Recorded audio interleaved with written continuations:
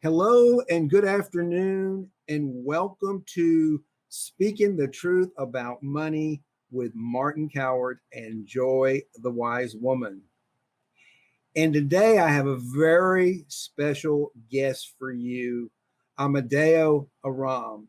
Well, it's so nice to have you here today, Amadeo. Amadeo is a online coach, fitness coach, and trainer working largely with gay men to help them have the bodies they've always dreamed of, but didn't think they, maybe whatever reason, they just didn't know how to get there. Maybe they thought it was too hard. Maybe they didn't think they were good enough. Whatever it was, he helps them to transcend those limiting beliefs they have about themselves so we can all have that body we have always dreamed of having. So thank you so much today, Amadeo, for joining us. And we're here, we're speaking the truth about money, and we're speaking about our limitations, whether it's limitations on getting into the abundance of our good health and our lives or our money.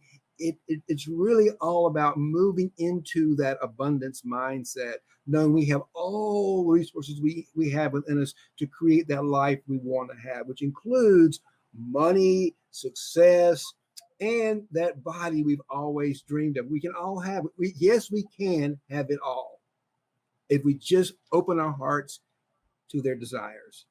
So we can have them all. And today we're going to focus on having that dream body. And also we're going to talk a little bit about some of Amadeo's personal transformation of one, how he went from being a sort of what did you say you were, an unsporty and timid guy into an international coach, helping men step into their power. But I'm really interested. So we're going to start with that. And then I want to ask you a little bit about how you took this gift of being a coach and transform that into a way to make money doing what you love. Because as a prosperity coach, that's what I teach my clients how to do, what you're doing, how to step into that power and know that if you start doing, if you find yourself and you find your sole purpose in the world, which you found is in training men around the world, you will begin to make money doing what you love. So that's kind of the format I want to dig into that, and then we'll see where it goes. But let's start with that transformational story, how you went from being that timid, not very athletic young guy. If you're like me, you're kind of a scared little gay boy, didn't know what gay was because you knew you were different from the rest of the guys, to being an internationally known fitness trainer. How did you get there? How did you make that happen? So I think starting back in school, as you mentioned, quite unsporty, quite shy. I remember back in PE, so in the sports, you say PE, right? In English or in America? We call it physical education, PE. Yeah. Physical education, yeah. So that's what we learn in Germany here in English lessons. So right in PE. It was hard for me to get the good grades there. So I was just maybe a little below average, and I was very shy about my body. So I remember wearing like 3 or 4 shirts during the sessions during PE, so no one could see that I'm actually quite skinny. I found myself too skinny, and it was very. I remember that one situation when one girl found out, and she asked like, "Why are you wearing 3 shirts?" And I didn't really want to confess that I was feeling very uncomfortable with my body, but was just really having the feeling that everyone is really would be commenting on my body. So that was really afraid of. And then I really found my way in fitness and sports that gave me more self-consciousness. I've really found my passion there. So I remember joining the gym and seeing the first results, and then getting the first just the compliments from especially then other guys. I mean, everyone knows how it is when you're just starting to go into a gay club or you're starting to be on Grindr or something. And then I found really made a difference for me when I started to build a little bit of muscle. So that's really how I found out, okay, especially in the gay world, it seems to be important. This when I found out pretty young, at a pretty young age, and it gave me the self-consciousness that I needed back then as a before very unsporty gay boy. Yeah, I love that story, but I'm going to date myself a little bit. Back when I was coming out, first of all, we didn't have gyms like we did. The only guys that were really in shape were the athletes, the football players, the basketball, because they had a coach and they had a gym they had a gym they could go to, the YMCA, and those were the guys, and they had coaches to help them develop those bodies.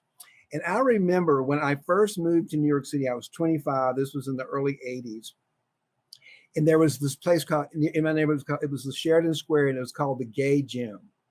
And it was the first time I ever went to a gym in my life that was largely gay men, all working to look really good. And I thought, wow, gay men just didn't do that back in those days. I'm just telling you, they did not. But this was the beginning of, like, we want to look good. We want our bodies to look good. And what have we transformed that into now? We're probably the leaders in looking good. I mean, today, if you see a man that's really in good shape, I automatically think they might be gay, because we're leading the straight guys into what it means to have a good look, have a great body. So I love that story. I remember I took a girlfriend of mine out to Fire Island years and years ago, and she said, "Oh my God, look at all these men. No wonder they all like each other. They're all beautiful. They got great bodies, So there is a lot to be said about the pride in our bodies. And so, yeah,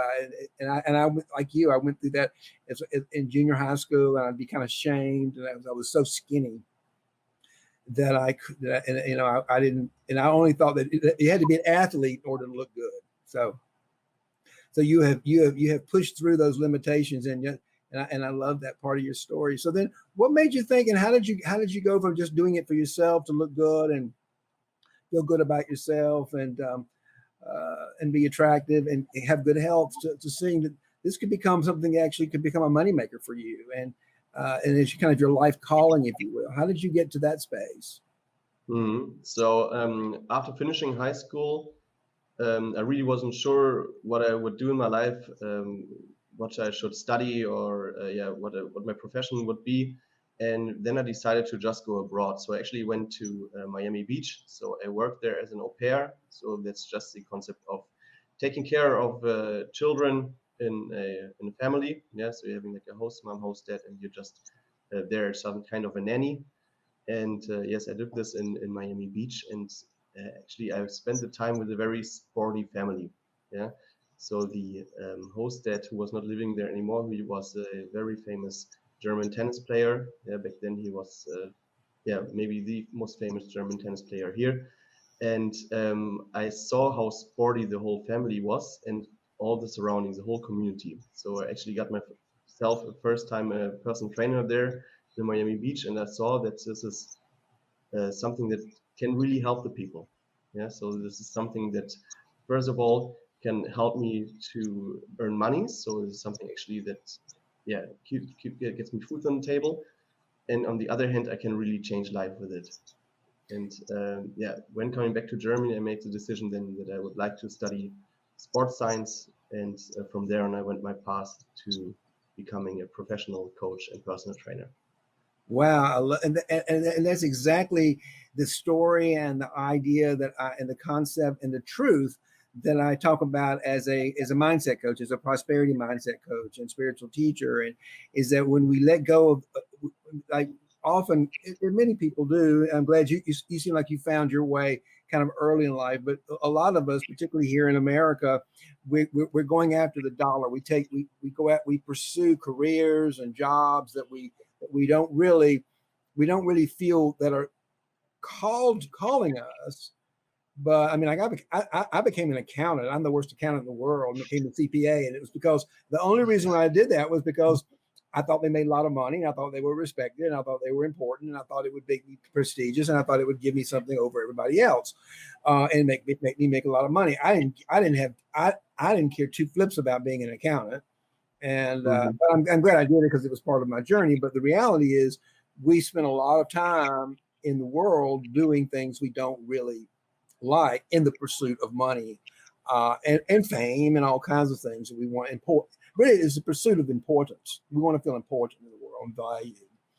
But I really love the fact that you discovered this at a fairly young age in your life, and you've been able to sort of cultivate that into who you are as a man in the world, and be able to make money. So I would use you as a perfect example of what I teach people, because you mean, well, there's a gazillion fitness coaches out there, and I know from our conversations, you're doing quite well financially. What do you think? What do you think that is? What do you think makes you stand out in the crowd? How do people find you, and what do you think makes you Amadeo stand out in the crowd? Yeah, good question. So I think it's about the connection that I'm having to the people. So of course, it's always when people are wanting to work with you. I've learned that it's because they know, like, and trust you, and Mm-hmm. that's an important thing for me. That everyone who's working with me, they get to know me. Yeah, they can trust me. Yeah, and they somehow like me. Yeah, so I'm not only a coach. Of course, I'm also trying to be a friend there. Yeah, Mm-hmm. well in personal training as well as in the group training as well as with coaching.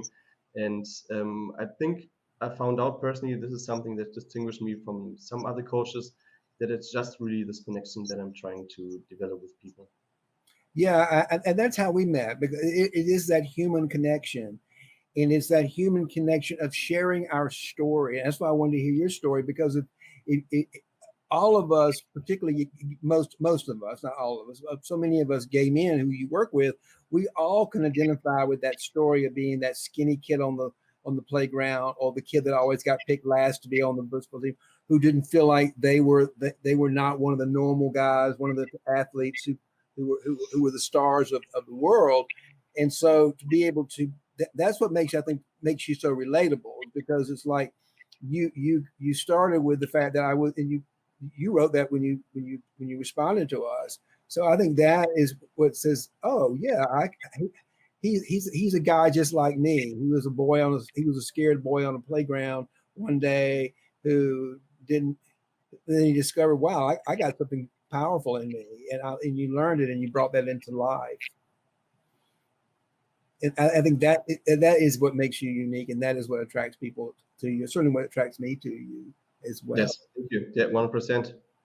Yeah, I agree with that. And so let's just say you're out there, and you're a gay man, and you, doesn't matter what age you are.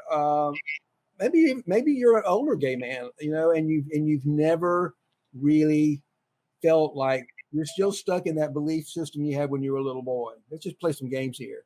And Mm-hmm. so I want you to talk to those gay men out there, whatever age they are, it doesn't matter what age they are, who are still stuck in that belief set that there's something flawed in me, that I can't have that nice body, that I can't have that body I dream of having, that I'm that awkward kid in the locker room. What would you suggest to them as a way to kind of get out of that closet and get started with, what's the first step? How do you make it? How do you make it beyond that, uh, to get going, and get into a program like you've got, to actually begin to see some results and get the body you dream of? Mm-hmm. Yeah, I would like to share a story here. So I remember when I was abroad in Australia doing my personal training certificate, and a friend was visiting me from Germany, and he was a little bit overweight back then. And I remember that he was asking me all about, okay, what you're doing a certificate, how can I lose weight and everything. And then I saw him, he getting a little bit, yeah, maybe close to tears, and saying, hey, he could never reach that. So no matter what he could do, he could never reach that. And I asked him how he could get to this assumption. And I found out that this was mostly his mother, who always said, hey, you not going to make it. I was fat always, so you will be always the same as me, and you probably won't make it. And I was very shocked by this, that some, yeah, adult could actually say that to their own child. Yeah, very shocking for me. And I think the first step at this point is to make sure that this is a big lie. Yeah, so that of course we're all different from genetics. Yeah, but if we're putting the consistent work in it, then we can see the changes that everyone's looking for. Yeah. Yeah. So coming back to the story where I said, okay, I was quite skinny and wore 3 different shirts. And I had just another Facebook comment the other day from someone who was a little overweight, telling me, hey, how do you want to tell me what I need to do when you're not having the same problems as me? Yeah, but uh, a psychologist doesn't need to have all the psychological diseases that his clients or his patients or her patients have. Meaning, I have a certain set of habits that brought me the results that I'm looking for, and I know that there are certain sets of habits that you can also bring the men the results that you're looking for if they're overweight. Yeah, it's just certain laws that if you stick to them, you will get success. And if you don't, yeah. So it's like baking a cake. You need certain steps that you need to follow in order to get the cake. And if you don't have the recipe, if you don't know what to put in, then you might not get it. Yeah, and there's going to be different results.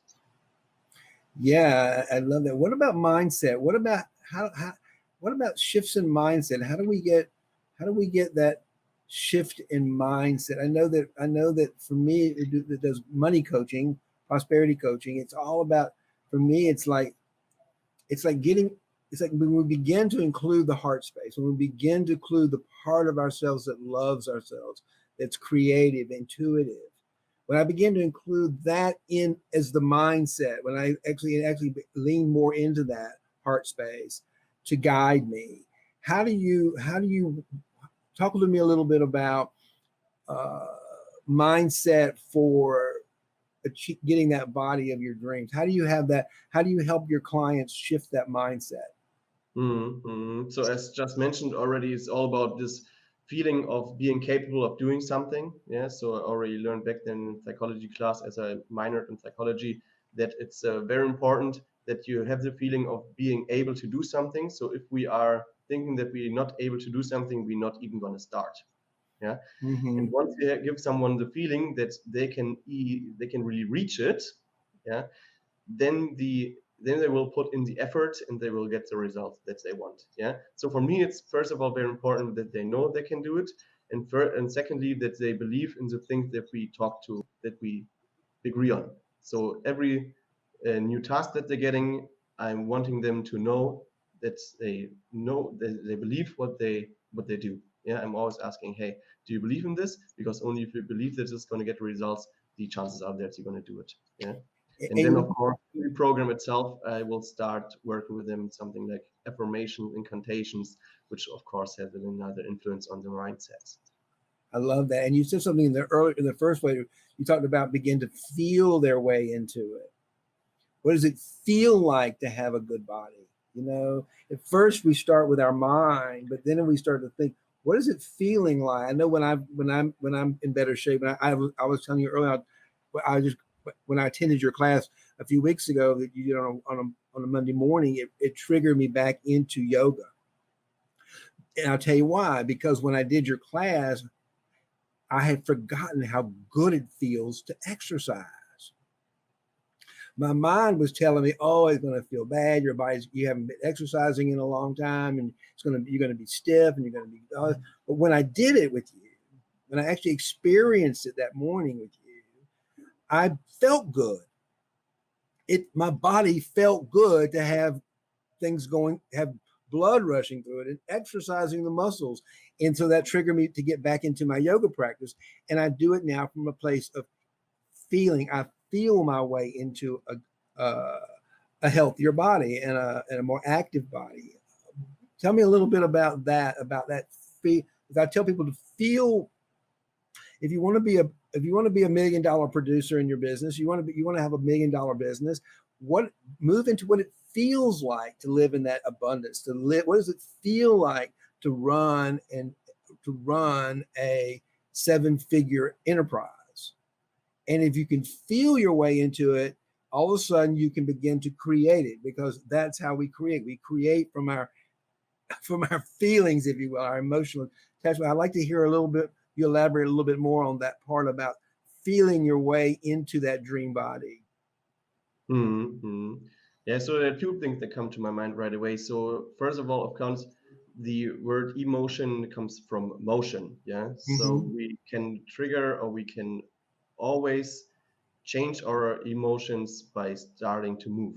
Yeah, so any kind of movement has an immediate impact on how we're feeling. Yeah, and this is something that I think too few people are using for themselves. Yeah, because if they're starting to do sports or any kind of motion, yeah, the brain releases dopamine, yeah, all these yeah, happiness hormones will yeah, get released, and there you immediately feel different. Yeah, this is of course something that just has an immediate impact on how you're feeling. Yeah, and then it's something, of course, that we need to practice, like visualizing. Yeah, how would it feel if I'm reaching something? And I'm personally doing this every morning. So I'm doing mobility in the morning.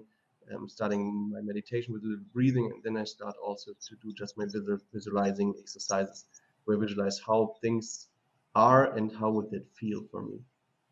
Beautiful, and that is the manifestation within what's common, often getting referred to as the quantum field. That we're all in the quantum field, which is just an energetic field, a creative field that we can't see and touch.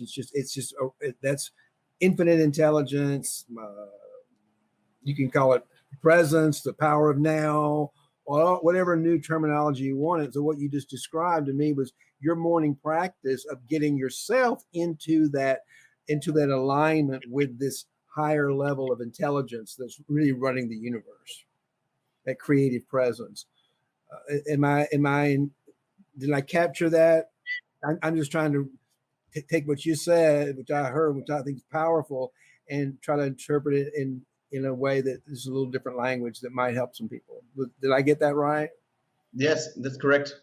Yeah. Yeah. So this is something that I'm also trying to teach my clients as well, to really evolve that kind of morning routine where you're just getting in the things that make a big difference for you already. So I already mentioned just starting with a little mobility in the morning.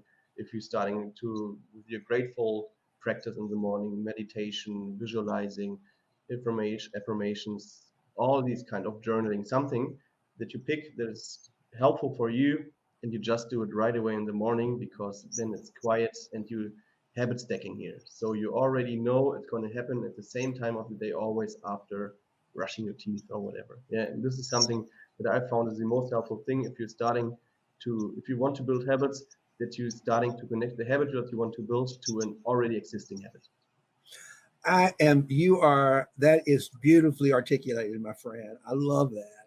And one of the things that I talk about all the time as a coach, either in my group programs or just my friends in my own life, is that you've got if you want to step into that creative, if you want to get out of your own sort of drama, if you call it, you've got to have a way.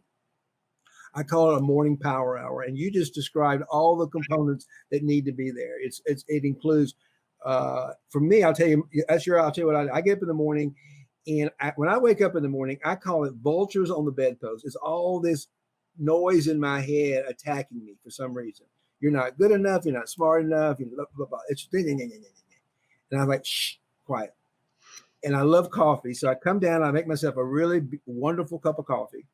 And I just sit out in my backyard and wake up with the universe. And then I begin to read something. And then I journal. And then I do some exercise. Now I'm back at my yoga again because it wakes up the body. It gets like you said, it gets movement. We store our emotions in our bodies, by the way. That's where our emotions are stored. So when we get into yoga or exercise, that begins to move those emotions around. So we get unstuck from those old emotions of the past, particularly the negative ones, and then we meditate. And that's my morning power hour. And yours sounds very, very similar to mine. And that's what and it includes all that. It's about getting the mind, the body, and the spirit all into alignment.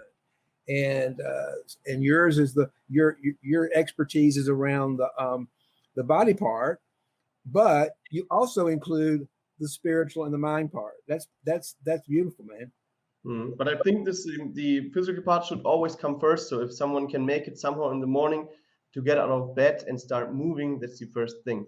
Yeah. So everything else will be much easier once we start to move already. So if they can leave the house already and just walk a couple of meters, or just getting out of bed and doing a couple of squats, or just mobilizing, getting into some yoga poses or whatever, and everything else will follow. Yeah. So their brain will work much better, so they can do their gratitude practice or the visualizing practice. Everything will get so much easier once we start moving right away in the morning. Yeah, we start moving so much.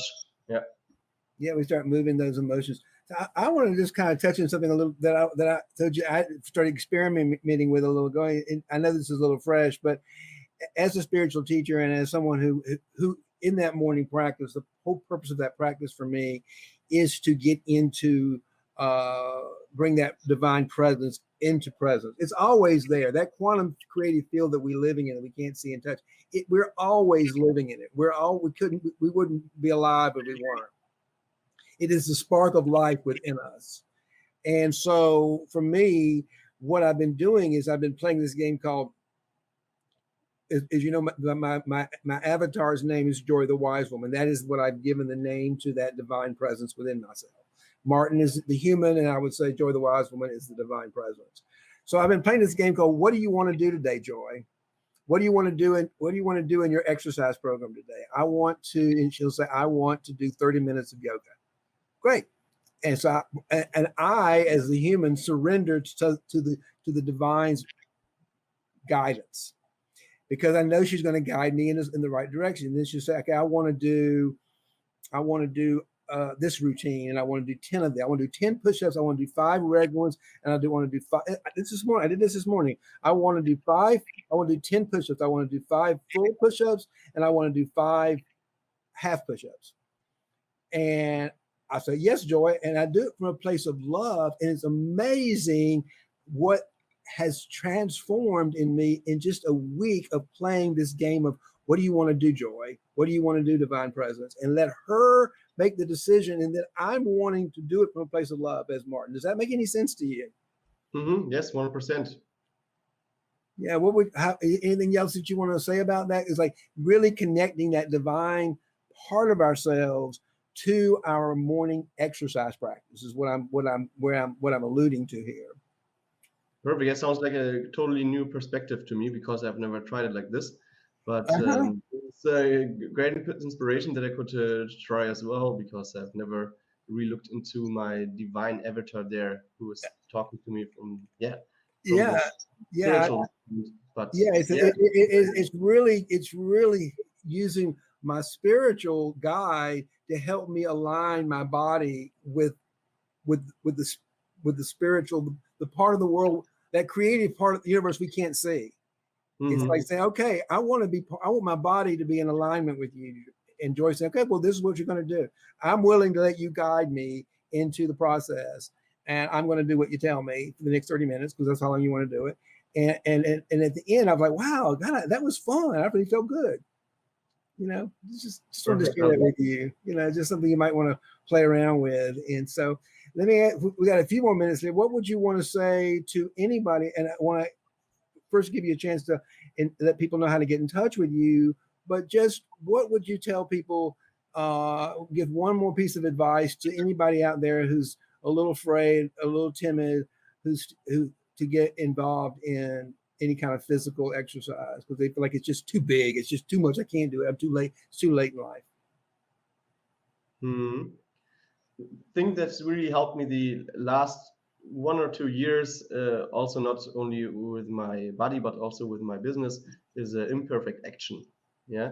So we always have a feeling that we need to wait for a certain point to be perfect to start something. Yeah. So just like this podcast now, I could have said, but I need to be better before I say, okay, yes, let's do this. Yeah. But I just said, okay, yes, let's do it and let's try it. Yeah. And this same can be applied to our bodies. So if we're thinking, hey, I'm not yet ready, something needs to happen until I'm starting to go to the gym again, or until I decide to eat this and this food or whatever. Yeah, because we know what to do. If I asked someone who's overweight, hey, list me 10 things that you need to do in order to get fitter. We get a list together with 10 things that she or he need to do. Yeah.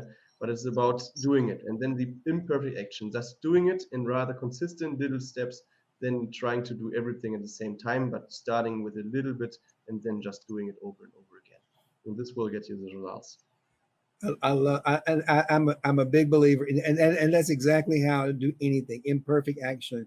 When I first started going live, I started going live back in March of 2020 at the beginning of the pandemic. I came on with a live noonday meditation and contemplative prayer power hour to help get people a refuge during the pandemic is to play. I didn't know what I was doing.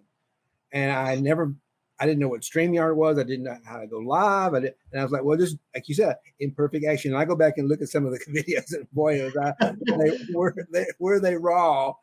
But now that I've been doing them now for almost a good year, over a year and a half, I love doing them, and I feel comfortable doing them, and I think it's so important as becoming a voice. And you and I were talking, and you were thinking about creating your own podcast. I highly recommend this. Take your own advice and just take some imperfect action and come up with an idea and a message you want to convey.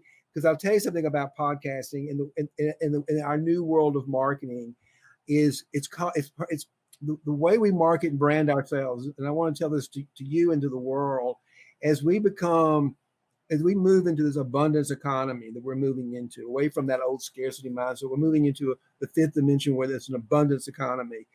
People will buy us, like you said, they buy us because of our story, our unique gifts, and that is our convictions. You believe in something in yourself, and you believe in people, and people are going to want to work with you, Amadeo, and work with me because of our convictions, because we believe something so powerfully that we're willing to do anything we can to help other people move into this realm with us, if you will. And podcasting is a way of what we've been doing here today, is talking about our convictions, talking about what we believe and why we believe those things and how they can help other people. And having your own podcast is one of the best ways to brand yourself and begin to participate in what I call conviction marketing, which is the best way in the world now to begin to get clients. So that I just want to make that comment for you and for anybody else out there listening. If you really want, and I'll tell you, we'll take a few more minutes here today. I want to let you tell people how they can find you first, and then I'm going to talk about something I've got going on over in my world that I want people to come to about conviction marketing. But first, if you want to get in touch with Amadeo, how do we find you, and what do you got for us here? Yeah, so everywhere you can search my name, if it's LinkedIn, Instagram, Facebook, preferably Facebook, probably it's Amadeo Aram. So that's Amadeo Aram, Amadeo Aram, and then just messaging me there privately, or of course just doing the same on the website. That's Amadeo hyphenated aram.com.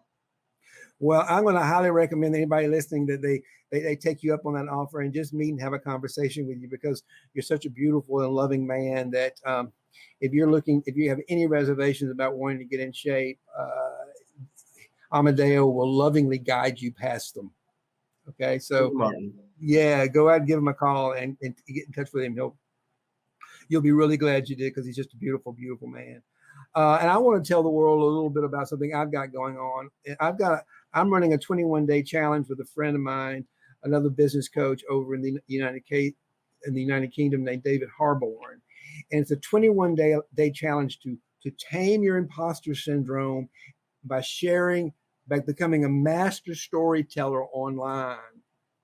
And if you'd like to find out more about it, you can just, again, it's like the easiest thing. If you're not familiar with me and my programs, just go to Martin Cowart, MartinCowart, my Facebook group or LinkedIn, and you'll find me, and you'll find all the information you need about this it's free.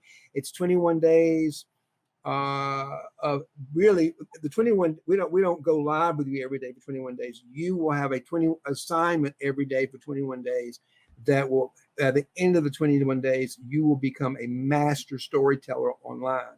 And sharing our story, sharing our truth is the way to tame the imposter syndrome, because we don't have any secrets. There's nothing, we're not hiding. People know who we are.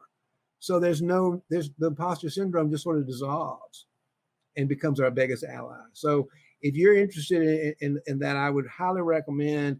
And this is a podcast, so it might have already been, by the time you're hearing this, you may not still be going on live. But if you reach out to me, we're going to keep the replays up for a long time, and you can always participate create your own program around it, because it's a very, very powerful way to get through and brand yourself. The idea is to be able to build your brand out there in the world and get people to know who you are, tell your story, what you do, why you do it, so people will want to come and work with you, and you can begin to make more money doing what you love, just like Amadeo is doing and just like Martin Cowart is doing. That's the idea. We live in an abundant world, particularly when we're doing what we love to do and we're making the world better for other people. So I want to just say thank you so much, Amadeo. Hold on one second. I'm going to close this out today, but I want to thank anybody who's watching and listening. Please, please, please reach out to both of us, or and let us know what you thought. If you're listening to the podcast, please comment, give us your suggestions on anything you might want us to talk about in the future. And thank you again for watching and listening. And may love and prosperity prevail. Thank you. Thank you.